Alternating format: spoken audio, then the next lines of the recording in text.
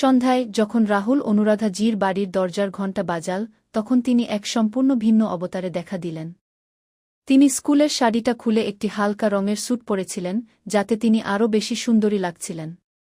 তার চুল খোলা ছিল এবং ঘরে জুসের সুগন্ধ ছড়িয়ে পড়েছিল। এসো বসো, তিনি বললেন এবং তাকে এক গ্লাস ঠান্ডা জুস দিলেন। তারা সোফায় বসে পড়তে শুরু করল। প্রথমে দুজনেই স্তব্ধ ছিল।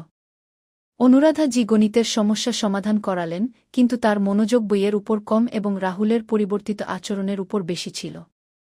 তিনি দেখছিলেন যে সে আর সেই ভীতু ছেলেটি নয়। তার চোখে এক অজানা কৌতূহল ছিল। যখন সে একটি কঠিন সমস্যায় আটকে গেল, অনুরাধা জি তার কাছাকাছি এসে বসলেন। তিনি তার হাত থেকে পেন্সিলটা নিলেন এবং তার হাতের উপর নিজের হাত রাখলেন। রাহুলের শ্বাস আটকে গেল। সে তার চোখের দিকে তাকাল।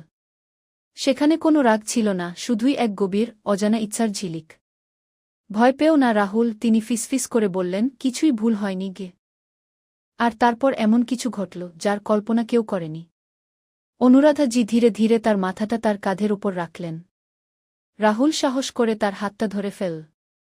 ঘরের আলো ম্লান হয়ে এসেছিল এবং জানলা দিয়ে আসা ঠান্ডা বাতাস তাদের দুজনের মধ্যকার তাপমাত্রা আরও বাড়িয়ে দিচ্ছিল।